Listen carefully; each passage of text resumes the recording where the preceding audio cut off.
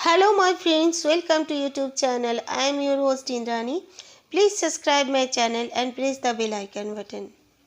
Friends, मैं God से pray करती हूँ कि गॉड मेरे हर लिसनर्स और सब्सक्राइबर्स की हर अच्छी मनोकामनाएं पूर्ण करे। आप भी जरूर मुझे अपनी दुआ में याद रखिएगा। जय श्री राम। मेरी थोड़ी सी सर्दी खांसी हो रखी है और ऐसे में भी मुझे अस्थमा है, तो थोड़ी सी प्रॉब्लम है मेरी सांसों की भी। तो कुछ गलती हो तो मुझे माफ़ करना, सॉरी। आज की तो छोटे छोटे वाक्य मैं आपके साथ शेयर करना चाहती हूँ। जो पहली वाक्य हमारे साथ शेयर किए हैं पूनम फ्रॉम पूना।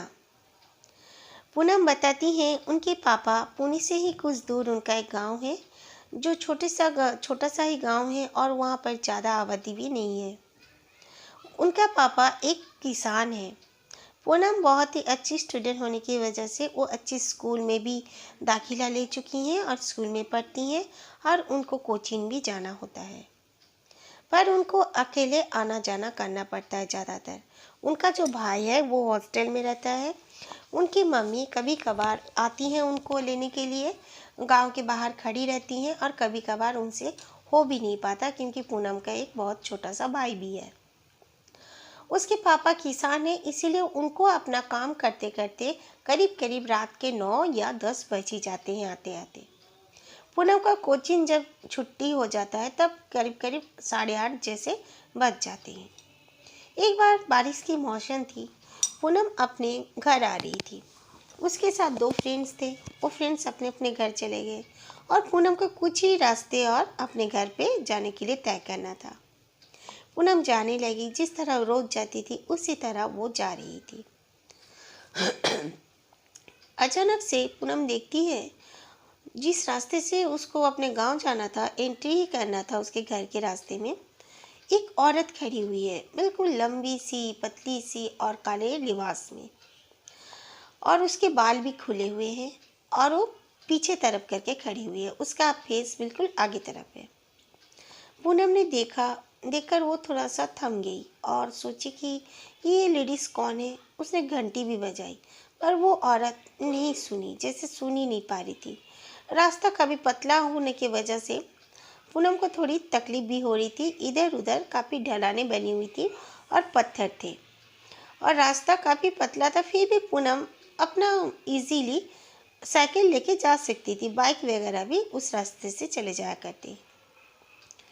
तो पूनम ने घंटी बजाने पर भी जब वो औरत नहीं सुनी तो पूनम उतर गई साइकिल से और साइकिल को खींचते हुए पैदल पैदल जाने लगी। जब पूनम उसके थोड़ी सी करीब पहुंची तो वो औरत एकाएक से अपना जो फेस था वो उसी तरह खड़ी थी, बिल्कुल वो आगे तरफ नहीं हुई, उसी तरफ देखते देखते बस अपने फेस को, अपने गर्दन को घुमा के पूनम को देखी। ये देखकर पूनम काफ़ी डर गई। किसी इंसान इस तरह से नहीं देख सकता गर्दन ओनली घुमा के। पूरी तरह उसका फेस, जैसे हम लोग आगे तरफ करके रखते हैं अपने फेस को, अपने सर को, वो बिल्कुल उसी तरफ पीछे, बिल्कुल आवाज़ भी हड्डियों का जैसे आया, कड़कड़ कड़कड़ एक साउंड भी आया। पूनम बताती हैं इस तरह का साउंड भी पूनम को बिल्कुल सुनाई पड़ा। ये देखना था कि पूनम के शरीर में जैसे रोंगटे खड़े हो गए और पूनम चीखना चाहती थी, बट पूनम चीख नहीं पा रही थी। और वो औरत उसे एक बार दाहिना तरफ ढलाती सर को, कभी बायां तरफ ढलाती सर को, और उसे देख रही थी। उसके आंखें इतने लाल थे जैसे खून से सने हुए उसके आंखें अभी फट पड़ेंगे, और उसका चेहरा बिल्कुल सफ़ेद। और पूनम वो देखकर सेंसलेस हो गई। उसकी मॉम देखी कि पूनम अभी तक घर पर नहीं आ रही है। जल्दी से उसके फादर को फ़ोन करके उसके फादर और मदर जब आए तो देखा कि पूनम सेंसलेस है। पूनम को काफ़ी उन लोगों ने उठाने का कोशिश किया पर उठी नहीं। फिर उसके मॉम और डैड ने उसे अपने बहुत ही तकलीफ़ से उसे अपने उठाकर घर ले गए। घर ले जाने के बाद उसे डॉक्टर बुलाया गया। डॉक्टर आए। डॉक्टर ने उसे देखकर कहा कि ये काफ़ी डर गई है, इसीलिए उसके जो आवाज़ भी निकल नहीं पाया था जब वो सेंसलेस हुई है। उसके बाद पूनम ठीक हो गई, सेंस में आ गई, लेकिन ये बात की वजह से पूनम कंटिन्यू 15 दिन बहुत ही सदमे में थी और अपना स्कूल, अपना कोचिंग भी बिल्कुल वो अनप्रेजेंट हुई, क्योंकि वो काफ़ी डर गई थी और बिल्कुल सदमे में थी। उसके बाद उसे एक मौलवी जी से भी उनके मम्मी पापा ने कॉन्ट्रैक्ट किया, मौलवी जी ने उसे तावीज़ वगैरह दिया।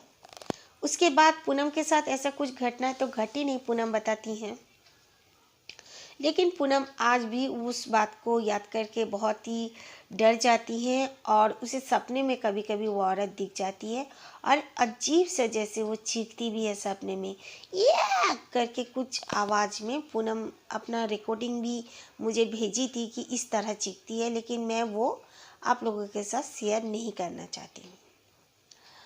ओके फ्रेंड्स, तो हम थैंक यू पूनम, आपने अपनी ये वाकया हमारे साथ शेयर किए। और बाय द वे, अगर आपके अपनों में भी किसी के साथ भी इस तरह हॉरर इंसिडेंट अगर हुआ होगा तो प्लीज़ मुझे आप शेयर कीजिए, मैं अपने लिसनर्स के साथ ज़रूर शेयर करूँगी। तो ये सेकंड वाकया के और हम बढ़ते हैं। सेकंड वाकया जो है, इनका नाम है नवीन। नवीन फ्रॉम रायगढ़। नवीन अपने मामा के घर में रहते हैं, वहीं पे पढ़ाई वढ़ाई करते हैं। अपने मॉम डैड जैसे केयर करते हैं वैसा केयर तो कोई भी नहीं करता फ्रेंड्स, कुछ भी कह लो। दादा दादी नाना नानी कर सकते हैं, बट अपने बाकी किसी के घर में भी रह लो, चाहे मासी के घर में रह लो, चाहे मामा के घर में रह लो, कोई भी अपने मॉम डैड या दादा दादी नाना नानी के जैसे केयर तो नहीं करते, ये तो हर कोई जानता है। नवीन को रात के समय में, जबकि आटा चक्की वाला जब बंद करता है 10 बजे, उस समय में उसकी नानी नानी भी है, पर नानी फिर भी उसे बहुत ही काम करवाती है। नवीन बताता है कि उसे 10 बजे जाकर आटा चक्की में अपना गेहूं पिसवा कर लाना पड़ता है। जस्ट 16 साल का है, 16-17 साल का है नवीन। बाइक में ही जाता है तो कभी साइकिल में जाता है, जो मिल जाए नवीन को, नवीन उसी में जाकर अपना काम करके आता है। तो इसी तरह एक दिन ठंड का मौसम था, नवीन की तबीयत कुछ ठीक भी नहीं थी, काफ़ी सर्दी खांसी हो रखी थी और नवीन को उसकी नानी ने कहा कि जाओ जल्दी से तुम गेहूं को पिसवा कर लाओ। नवीन को तो जाना ही था। नवीन के जो मॉम डैड रहते हैं वो लोग दूसरी जगह में रहते हैं और नवीन अपने नानी और मामा लोग के पास रहता है। तो नवीन को बिल्कुल ड्यूटी की तरफ उनके वहाँ पे काम करना पड़ता था। उनका जो 4 व्हीलर्स थे 2, उनको धोना पड़ता था, बाइक्स वगैरह धोनी पड़ती थी और नवीन को बहुत पौधों में पानी देना, ऊपर से नवीन को अपना पढ़ाई भी करना पड़ता था और मामा के जो बच्चे थे उन लोग को ट्यूशन दे आना। नवीन को इस तरह के बहुत सारे काम उनके घर पे करना पड़ता था। सुबह से लेके शाम तक नवीन हमेशा लेबर करते रहता था। नवीन जिस रास्ते से जाता था गेहूं पिसवाने, वहाँ पर एक स्मशान घाट पड़ता है। उसके घर से कुछ सामने ही है, वो स्मशान घाट ज़्यादा दूर नहीं है। वो जा रहा था साइकिल में, काफ़ी आस्ते स्पीड में ही जा रहा था। हैवी गेहूं थे उसके साइकिल के पीछे। बहुत सारे कुत्ते भौंकने लगे। नवीन को अच्छा नहीं लग रहा था। नवीन खड़ा हो गया, इधर उधर देखने लगा तो देखता है स्मशान घाट के और देखकर कुत्ते भौंक रहे हैं, ना कि उसको। तो नवीन को बहुत एक्साइटेड हुआ वो कि मैं देखूं क्या देखकर कुत्ते भौंक रहे हैं, क्यों भौंक रहे हैं। तो नवीन खड़ा हो गया, साइकिल को स्टैंड में लगाया और उन कुत्तों के पास जाके खड़ा होकर वो देखने लगा। तो देखता है स्मशान घाट में एक गोला, बिल्कुल आँख का 2 गोले थे, एक बड़ा एक छोटा, और वो दोनों एक दूसरे से टकराते और दूर चले जाते, टकराते और दूर चले जाते। फिर एकाएक वो जो आँख के गोले थे, इंसान जैसे उनके हाथ पैर आ गए, लेकिन वो लोग आँख के ही थे, ना ही कुछ और थे। आँख के ही इंसान जैसे वो दिख रहे थे और वो लोग चल रहे थे। वहाँ पर कहीं भी आँख नहीं लग रही थी, बस वो लोग आँख के दिख रहे थे। फिर अचानक से दोनों आसमान के ओर जाकर गायब हो गए और सफ़ेद धुआं सा छा गया। ये देखकर नवीन काफ़ी डर गया। डर कर वो अपना घर लौट आया। उसकी नानी ने कहा, जिस काम के लिए तुझे भेजी थी वो तो किए बिना क्यों आ गया? उसने नानी से कहा, नानी, मैंने ऐसा कुछ देखा, मुझे अच्छा नहीं लग रहा है, मेरी तबीयत खराब लग रही है। तब नानी ने कहा, तू जरूर कोई जिन देखा होगा, तुझे उसने कुछ किया तो नहीं, फिर तू डर क्यों रहा है? उसने तू खुद देख लिया, तू तो अपने रास्ते चले जाता तो कैसे देख पाता? तब नवीन काफ़ी डरा हुआ था, इसीलिए नवीन और कुछ नहीं कहा।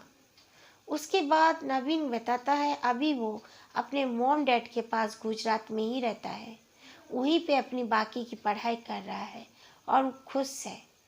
और वो अभी भी उस दिन को याद करके काफ़ी डर जाता है और सोचता है कि वो क्या था, वो कोई आत्मा, प्रेत, रूह या जिन, क्या था वो? काश मैं जान पाता।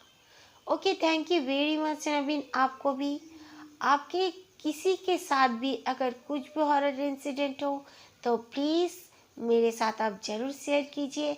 मैं अपने लिसनर्स के साथ ज़रूर से ज़रूर शेयर करूँगी।